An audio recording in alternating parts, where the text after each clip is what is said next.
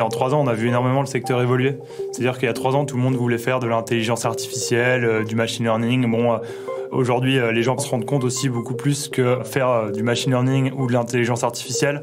Ça passe d'abord par comprendre ce qu'est une data, à quoi ça sert, comment on la stocke, comment on l'utilise, comment on la maîtrise, avant de faire des modèles de CNN ou de réseaux de neurones super complexes. Bonjour et bienvenue sur Data Driven 101, le podcast qui s'intéresse aux applications concrètes de la data dans toute leur diversité. Je suis Marc Sanselme, fondateur de Scopeo, agence de recherche et développement en data science. Je reçois des professionnels d'horizons variés pour nous parler de leurs aventures, leurs succès, leurs échecs, leurs espoirs, leurs techniques, leurs astuces, leurs histoires et leurs convictions. Aujourd'hui, je reçois Alexandre Mini de Tornaco. Double diplômé de Polytechnique et de HEC, il est fondateur en sortie d'école de DataBird. DataBird est une start-up de formation continue et d'upskilling avec un marché B2B et B2C. Commencé il y a 3 ans et bootstrappé entièrement, ils sont aujourd'hui 17 personnes. Bonjour Alexandre. Bonjour Marc. Alors, est-ce que tu peux nous parler un petit peu plus de DataBird ? Qu'est-ce que vous faites exactement ? Ouais, avec plaisir. En gros, DataBird, c'est un organisme de formation. Donc, comme tu l'as dit, en upskilling et en formation continue. Et on va former principalement sur des compétences techniques ou non, mais globalement sur apprendre la data pour le business. Donc la vision, c'est vraiment que la data irrigue tous les métiers, il y a des besoins partout. Et historiquement, les formations étaient vraiment concentrées plus pour des départements informatiques et des ingénieurs. Nous, l'idée, c'est de prendre un petit peu le cheval de bataille inverse et de se dire que même des profils plus commerciaux ou business doivent être en capacité de maîtriser des logiciels comme Power BI. Donc on a, comme tu l'as dit, 3 ans d'existence, on est une quinzaine d'employés. On forme à la fois des particuliers, qui est notre cœur de métier historique. Récemment, on a développé plutôt le B2B. Donc, on travaille avec TF1 ou avec Google et des différentes agences marketing pour former des personnes aux fondamentaux de la data. Mais pas que, aussi, on entend, j'imagine que tu as dû entendre parler du cookie-less world, comme les marketeurs aiment bien l'appeler, disparition du cookie tiers. Gros enjeu aussi à ce niveau-là, au niveau du marketing digital. Un enjeu que nous, on va venir aider à tacler. Alors c'est intéressant, cet enjeu de disparition des cookies, vous l'adressez directement au moment de la formation. C'est-à-dire qu'on va aider en fait à mieux valoriser la donnée first party, donc la donnée qui appartient au client. Donc c'est de se dire on a envie d'être moins dépendant d'un cookie d'un prestataire comme Criteo ou autre, et on a envie de mieux valoriser sa donnée first party. Donc c'est comment je vais la stocker, qu'est-ce qu'un data warehouse, et une fois que j'ai bien stocké mon data warehouse, quelle typologie d'analyse je peux faire. Donc là, c'est par exemple apprendre à coder en SQL pour ensuite mieux la visualiser. Et finalement aussi, il y a beaucoup de marketeurs issus du métier qui n'ont pas connaissance technologique de ce qu'est vraiment un cookie et qui est finalement un traceur qui fait appel au terminal sur l'ordinateur. Et donc bien comprendre aussi cette technologie-là et pourquoi elle est amenée à disparaître ou d'après Google qui ne supportera plus Chrome qui ne supportera plus les cookies en 2024. Ok, alors si on refait un pas en arrière, quel est votre état des lieux sur les besoins de formation ? Les besoins de formation, ça va dépendre du secteur forcément, mais globalement, nous, on est assez intimement convaincus de ce que les Américains appellent le lifelong learning. Donc, on doit apprendre tout au long de sa vie, surtout dans la tech. Je pense que tu pourras le confirmer aussi via tes diverses expériences, que les technologies changent assez vite et qu'il faut se former tout au long de sa vie. Il y a plusieurs moyens de se former, bien sûr. On peut s'auto-former, on peut se former par ses pairs au sein de l'entreprise. Et on peut aussi se former avec du savoir qui n'est pas dans l'entreprise, donc avec des prestataires. Nous, on en est l'un d'eux. Et donc, on va former plutôt des entreprises plus traditionnelles qui ont peut-être ce savoir, mais qui est cantonné à un département très... par exemple, le cas d'exemple peut-être plus concret, c'est Publicis qui ont racheté Epsilon, qui est une boîte hyper data, hyper technique. Et en fait, la problématique, c'est que parfois, les profils métiers ne communiquent pas toujours avec les profils d'Epsilon parce qu'ils n'arrivent pas à se comprendre. Et nous, on vient pour ramener du lien entre ces profils métiers et ces profils très techniques, comment on arrive à travailler ensemble, quoi. Ouais, donc vous allez chercher les profils du côté métier et vous leur donnez une couche de peinture technique pour pouvoir communiquer avec les vrais techniciens, c'est ça ? Ouais, c'est ça. Et en fait, ce vernis technique, en fait, on peut aller plus ou moins loin. Donc, on peut aller de l'acculturation, on peut apprendre à commencer à coder en SQL, à faire de la vise. Ensuite, on peut aller commencer à faire du Python. Et puis, plus le profil avance avec nous, plus on va pouvoir l'armer de compétences techniques et technologiques. Et ce qui est assez marrant aussi dans ces besoins en formation, c'est que du coup, ça fait 3 ans qu'on a lancé l'entreprise. Et en 3 ans, on a vu énormément le secteur évoluer. C'est-à-dire qu'il y a 3 ans, tout le monde voulait faire de l'intelligence artificielle, du machine learning. Aujourd'hui, les gens parlent beaucoup aussi de ChatGPT. Forcément, c'est des technologies qui bouleversent un petit peu nos modes de vie et de travail surtout. Mais les gens se rendent compte aussi beaucoup plus que faire du machine learning ou de l'intelligence artificielle, ça passe d'abord par comprendre ce qu'est une data, à quoi ça sert, comment on la stocke, comment on l'utilise, comment on la maîtrise. Avant de faire des modèles de CNN ou de réseaux de neurones super complexes, il faut d'abord comprendre le b.a.-ba. Et nous, c'est un peu ce qu'on vient amener aujourd'hui sur le marché français. Et ça, justement, on le voit sur pas mal de profils métiers qui veulent se former pour rester compétitifs sur ces technos-là. C'est assez important pour eux qui se forment à la data pour un peu prendre le train en marche. Moi, j'aime bien l'analogie un petit peu de te dire, on a appris à utiliser un ordinateur, on a appris à utiliser Excel, et maintenant, quelle est l'étape suivante? On commence à apprendre un petit peu, aller un peu plus loin, à se dire, si je veux passer d'Excel à la techno suivante, c'est quoi? C'est peut-être Power BI. Ensuite, si je veux comprendre ce qu'il est donné derrière Power BI, c'est du SQL. Donc, c'est un peu dans la continuité des choses, quoi. Alors justement, votre méthode pédagogique chez DataBird, c'est quoi? Nous, on est fervents défenseurs, comme beaucoup de bootcamps d'ailleurs, de l'apprentissage par la pratique sur des cas concrets. Donc on est intimement convaincu que c'est en faisant qu'on apprend. Et je pense que c'est d'autant plus vrai, plus on avance dans notre carrière, plus on a besoin de mettre les mains dedans pour comprendre. Je pense peut-être qu'on est moins habitué à des concepts pas abstraits, mais de la théorie pure qu'on a peut-être à la fac ou en école, où on est habitué à toutes ces capacités d'abstraction. Plus on avance dans sa carrière, plus on a besoin de quelque chose de tangible qui est lié à notre univers et à notre quotidien, finalement. Donc ça, c'est super important, c'est qu'on va avoir des cas concrets, donc en finance, en marketing, en opération, sur différentes problématiques et enjeux data. Par exemple, un exemple très concret, c'est qu'on va apprendre à faire un dashboard sur Looker Studio, sur les leviers marketing d'acquisition, les leviers d'acquisition marketing, pour avoir un meilleur pilotage du budget. Donc c'est un cas très concret. En fait, on va récolter les données de Google Ads, de Facebook Ads et autres pour ensuite faire un pilotage unifié de nos données.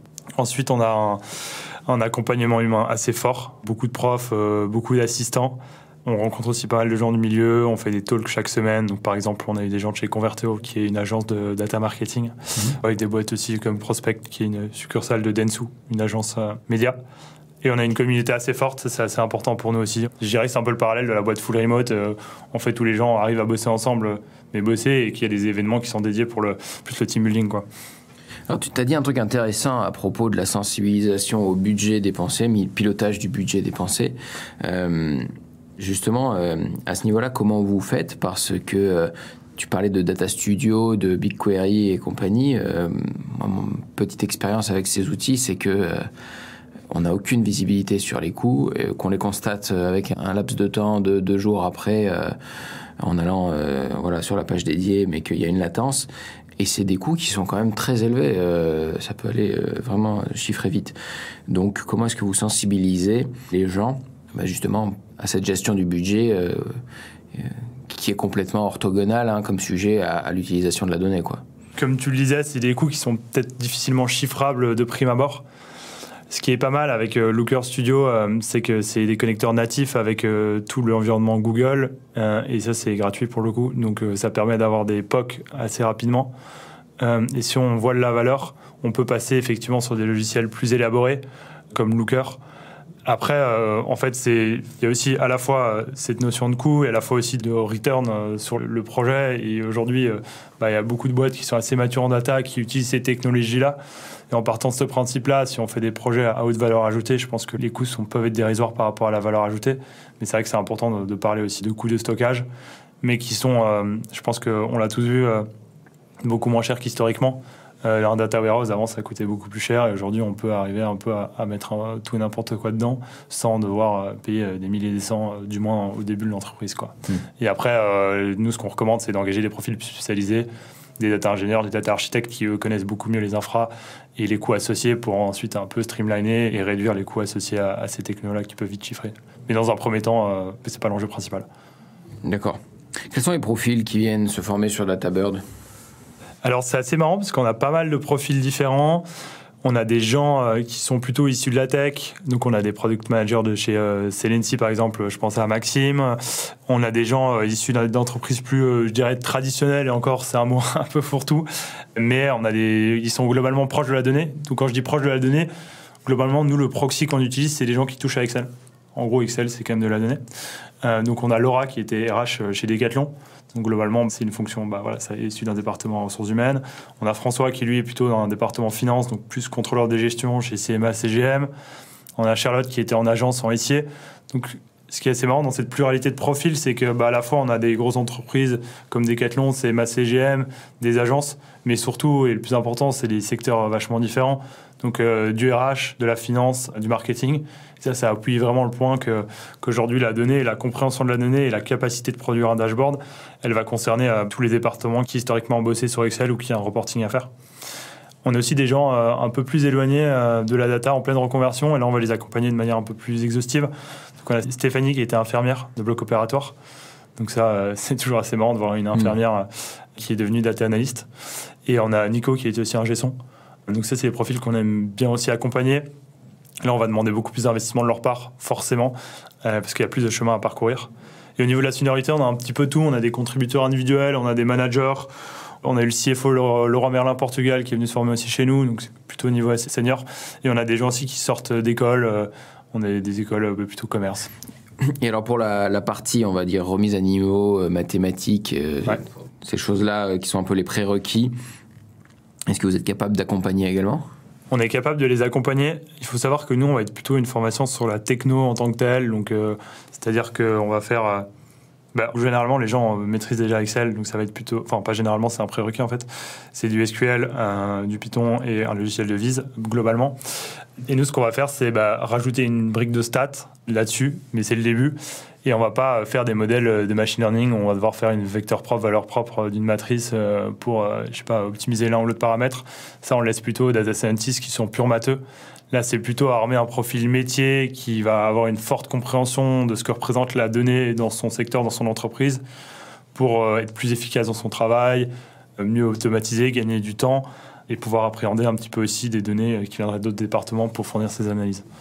Alors, quels sont les profs qui viennent sur ce genre d'outils ? Quels sont les profils des gens qui enseignent ? On a des profs, globalement, qui sont issus de la majeure que j'ai faite, donc en data d'XHEC. On a aussi des anciens élèves. Donc, pour le petit fun fact, on a recruté un de nos anciens élèves en CDI. Donc, c'est que la preuve, quand même, qu'on a vachement confiance au modèle et que ça marche, qui est maintenant prof et un pédago chez nous. Et globalement, c'est des experts sur les outils langage et qui ont une bonne compréhension de l'entreprise, comment elle fonctionne. Et surtout, le plus important, c'est des gens qui aiment transmettre, qui sont passionnés par l'éducation. Il y a quand même une vraie notion de patience, je dirais, et d'empathie dans la formation qui est essentielle. Donc ça, c'est super important. Et ce qui est important aussi pour nous, c'est que c'est des gens qui sont en freelance. Ça permet d'éviter une certaine redondance, de donner 10-15 fois le même cours. Je pense qu'on perd une certaine partie de sa passion. Donc nous, la problématique, c'est qu'on doit reformer des gens continuellement. Mais au moins, on a des gens qui sont toujours aussi passionnés par ce qu'ils font, quoi. C'est quoi, selon toi, les atouts de votre approche et les limites ? Les atouts, effectivement, c'est de garder toujours des gens motivés. Soit c'est en entreprise, dans ce cas-là, c'est des problématiques qui sont relativement différentes chaque fois. Donc ça, c'est super intéressant. Et si c'est des programmes plus B2C ou c'est des programmes qui sont quand même bien rodés, où on va à une certaine continuité, c'est vrai que le fait d'avoir des freelances permet de faire un roulement. Et quand on sent des profs qui se fatiguent ou qui répètent un petit peu un cours machinalement, ça nous permet de faire des roulements, donc ça c'est super intéressant. Et la limite, effectivement, c'est la gestion opérationnelle et administrative de notre côté. Il faut savoir qu'un organisme de formation, c'est quand même beaucoup d'administratifs aussi, avec des normes comme Calliope ou autres. Bref, je vous passe les détails. Mais globalement, ça demande beaucoup de travail aussi. Donc nous, on a une logique à la fois d'automatiser un maximum cet administratif pour gagner du temps, mais il y aura toujours du temps humain, et du coup, c'est incompressible à ce niveau-là. Comment tu décrirais le persona d'entreprise qui est intéressé par le recrutement d'un profil formé sur DataBird ?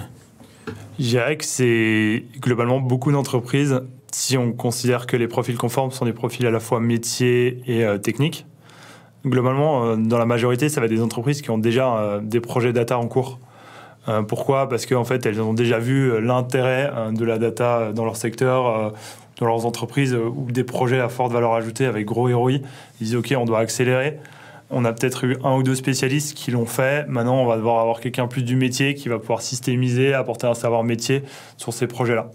Ça, c'est la plus grosse typologie des entreprises. La deuxième entreprise, c'est une plus petite entreprise qui a été vachement sensibilisée au digital, qui a envie de monter ses premiers projets. Je le mentionnais, je pense qu'il y a un gros projet dès le début. C'est peut-être un modèle au début, si c'est un abonnement, c'est un modèle de churn, mais sinon, ce sera plutôt un modèle, sans être vraiment un modèle, mais un dashboard qui permet d'unifier les coûts marketing et d'avoir un CAC complet si on fait avec les données CRM derrière. Ça, c'est des modèles, c'est des dashboards à grande valeur ajoutée. Et ça, c'est des projets aussi que les petites entreprises peuvent être amenées à lancer et du coup recruter nos profils. Donc je dirais deux grands types. Soit c'est des profils qui ont déjà des projets data, soit c'est celles qui sont acculturées à l'aller au digital qui veulent en lancer. Et le troisième, si je me lâche, c'est un peu les ESN et les SS2I qui ont des gros besoins de recrutement là-dessus. Mais que ce soit en tech ou en data analyse, je pense que ça touche un peu à tout. Alors au niveau de la demande, des gens qui veulent se former et des entreprises qui veulent former leurs employés, quelles sont les tendances, quels sont les outils qui se démarquent selon toi ? Et je pense que ça va dépendre un petit peu du secteur. Je dirais que Google est quand même très bien implanté dans tout ce qui va être marketing. Ils sont très forts là-dedans. Après, à prendre avec des pincettes, c'est que mon propre vécu, mais tout ce qui va être finance, c'est plutôt des utilisateurs d'Excel. Donc la suite d'Excel, ça va être plutôt Power BI dans les mêmes logiques. Donc il y a un peu ces dichotomies avec le marketing, va utiliser très friand la suite Google, la finance plus friand la suite Microsoft.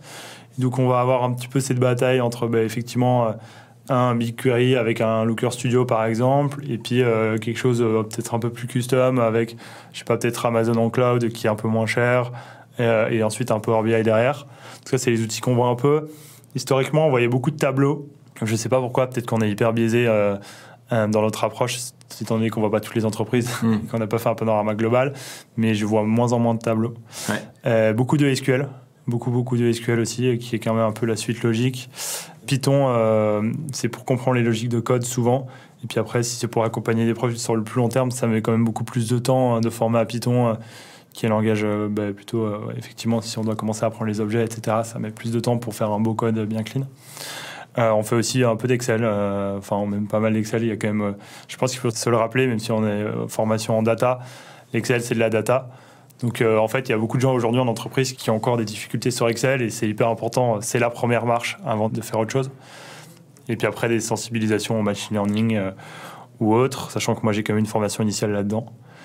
Et le dernier point aussi, c'est plus data marketing. On en parlait au début avec les cookies tiers. À la fin des cookies tiers, en fait, on voit aussi qu'il y a pas mal de formations, mais des demandes du moins dans le consent, donc les CMP, compréhension de l'e-privacy, RGPD, comment faire du data sharing avec des data clean room. Donc là, je lâche un peu des buzzwords comme ça, mais globalement, c'est des enjeux assez importants. Et puis la compréhension aussi d'un MMM, d'un marketing mix modeling. Donc là, c'est plutôt assez niche comme secteur, mais des grands besoins. Ouais, sur 10 clients, il y en a combien qui veulent faire du marketing ? Sur des clients, je dirais en B2B, c'est quand même assez important. Et en B2C, c'est difficile à chiffrer, mais je dirais que il y a bien un tiers qui viennent du marketing. D'accord. Donc, qui est pas mal, sachant qu'on a quand même une vraie pluralité de profils. Donc peut-être que je dirais un tiers marketing, un tiers finance et le tiers autre, quoi. Alors est-ce que vous servez de la data en interne pour votre business, pour votre développement ? Et si oui, qu'est-ce que vous faites ? Oui, c'est une super question. On n'est pas encore une multinationale, donc en étant que 15, on ne génère pas non plus énormément de données. On n'est pas non plus une boîte de e-commerce, donc à part peut-être les données d'analytics qu'on a sur notre site, et encore, on n'a pas non plus tellement de visiteurs. On n'a pas énormément à faire. Mais tout ce qui est pilotage de notre budget marketing, on l'a automatisé, on l'a mis sur un dashboard et on a justement enrichi ça avec nos données CRM. Donc ça nous permet effectivement de piloter la rentabilité selon nos différents canaux. Donc ça, c'est vraiment super important. Et ça, je pense que c'est un des projets essentiels qu'on a aujourd'hui avec de la data. On fait aussi de l'analyse automatisée au niveau des réseaux sociaux. Donc c'est assez marrant, mais c'est un peu comme ce podcast-là. Enfin, il y a de plus en plus d'entreprises qui commencent à poster sur LinkedIn. Et l'idée, c'est aussi d'utiliser LinkedIn comme un vecteur de communication qui a toujours été le cas, mais aussi un peu plus un vecteur de performance. Comment arriver à mieux comprendre l'algorithme, mieux comprendre ce que les gens attendent, du moins les gens dans notre cœur de cible. Et ça, cette analyse de performance, on l'a automatisé aussi sur les différents réseaux qu'on va utiliser. Et donc ça, c'est plutôt un cas communication. Et le dernier cas, c'est le cas plus commercial. Sur notre CRM, on fait beaucoup d'analyses effectivement sur la vélocité de nos différents deals. Et ça aussi, c'est des analyses, je dirais, plus par cohorte. Savoir s'il y a des cohortes qui répondent mieux que d'autres en fonction de l'acquisition en amont. Quand vous segmentez un peu le marché en fonction de vos cycles de vente avec chaque segment, en gros. Exactement, ouais. Est-ce que tu as une anecdote à partager sur la data ? Ouais, il y a une anecdote que j'aime bien raconter. C'est quand on était encore étudiant à HEC, on faisait un projet pour une banque et c'était assez marrant de voir que ce qu'on nous avait appris pendant un an à l'X, qui était globalement faire des random forest et des réseaux de neurones, enfin je tire un peu le trait, mais globalement c'est pas mal ce qu'on a fait, donc des maths globalement et un peu d'infos. On est arrivé en entreprise. Le projet, c'était, si je me souviens bien, c'était analyser selon les plans épargne retraite, qu'est-ce qui a été le choix des salariés. On nous donne la data, c'est des Excel. Il n'y avait pas de data dictionary, donc on ne savait pas ce que représentaient les colonnes. Les données étaient sous les mauvais formats, elles n'étaient pas propres. Et on nous demandait de faire un modèle de machine learning pour prédire les consommations futures de PEA. Et ça m'a assez frappé parce qu'en fait, l'entreprise, ce qu'elle avait besoin, c'est d'avoir une bonne data governance. C'est d'avoir des données clean au bon endroit et bien documentées. Ensuite, c'est de faire des premières analyses plus sur de l'historique ou du présent. Qu'est-ce que les gens utilisent en ce moment? Qu'est-ce qu'ils consomment? Pourquoi? Est-ce qu'on peut segmenter, faire des typologies de salariés, des segments de salariés, pour ensuite, après, faire des modèles de prédiction. Et du coup, c'était un peu mettre la charrue avant les bœufs, de dire, nous, on a fait un super modèle d'intelligence artificielle qui marche trop bien, mais en fait, on n'a pas trop compris ce qui s'était passé avant ou maintenant. Du coup, c'est un peu pour ça c'est aussi ça qui nous a poussé à lancer la formation. Ouais, en fait, être capable de mettre les bons noms sur chaque colonne, relier les colonnes d'une table à l'autre, ce genre de choses. Exactement, ouais. Il y a bien plus de valeur là-dedans que dans le modèle de machine learning, quoi. À court terme, en tout cas, ouais.